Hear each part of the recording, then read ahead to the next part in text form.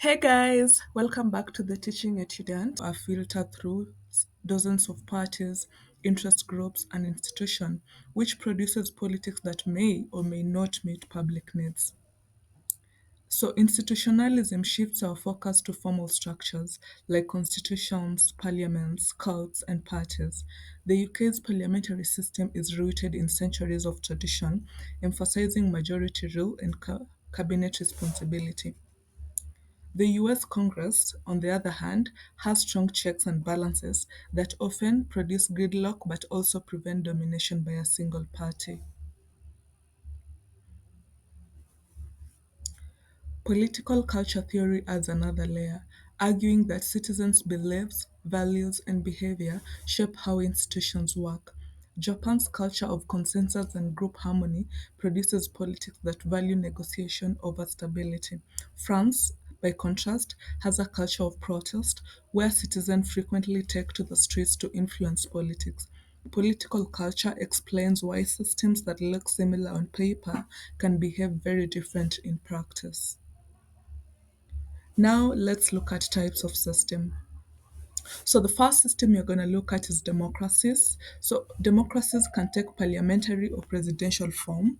In parliamentary systems like the UK, the executive is drawn from parliament and can be removed quickly by a vote of no confidence. This creates accountability. However, instability can arise sometimes.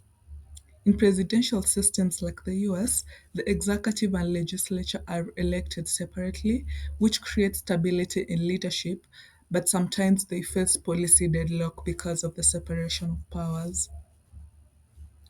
Our next system is the authoritarian regimes, which concentrate power in the hands of a single ruler or party.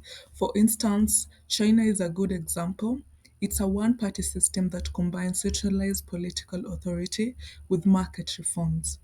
Saudi Arabia remains an absolute monarchy where both tradition and religion legitimize power. This system often prioritizes order and stability over participation. Then we have hybrid regimes, or sometimes called illiberal democracies, which blur the lines, I think. So leaders in Hungary and Turkey are elected but erode checks and balances, tilting the system towards authoritarianism while keeping a democratic facade. This case raises critical questions. So, are these countries' democracies in decline or are they new models of governance? I'd like to know what you think about that. Now, let's ground these models in real world examples. So, for instance, we'll start with South Africa. Its transition from apartheid to democracy in the 1990s was a negotiated revolution, balancing demands for justice with the need for stability. The country's democratic constitution is admired globally, yet persistent inequality challenges the system's effectiveness. Across Africa, many post-colonial states struggled with fragile institutions. Imported parliamentary or presidential system often clashed with local traditions, leading to chaos, authoritarianism, or unstable democracies. For instance, Nigeria's alternating periods of military and civilians illustrate these tensions clearly. In Latin America, populist leaders like Hugo Chavez used elections to consolidate power while restricting opposition, creating systems that resist neat classification. Meanwhile, Brazil has oscillated between democratic expansion and corruption scandals, testing the resilience of its institution. So, just like in our last video, I'd like to ask you some questions that I need you guys to pose, and you can let me know what you think about them in the comment section. So, which political system do you think best balances accountability and stability? I'm not sure whether it's a democracy or an authoritarianism or a hybrid. Not sure. So, do hybrid regimes represent democracy in decline, or are they a sign of political innovation? So, how does political culture influence the success or failure of a system? Like I've said, in African countries, despite the spread of parliamentary and presidential system, there have been traditions that have made it so hard for these systems to function seamlessly.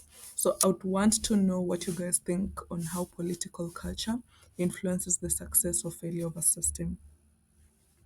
Also, the last question, can lessons from one country's system be applied to another, or are they too context specific? What do you think? Let me know in the comments and I will get back to you guys with my answers in the next video.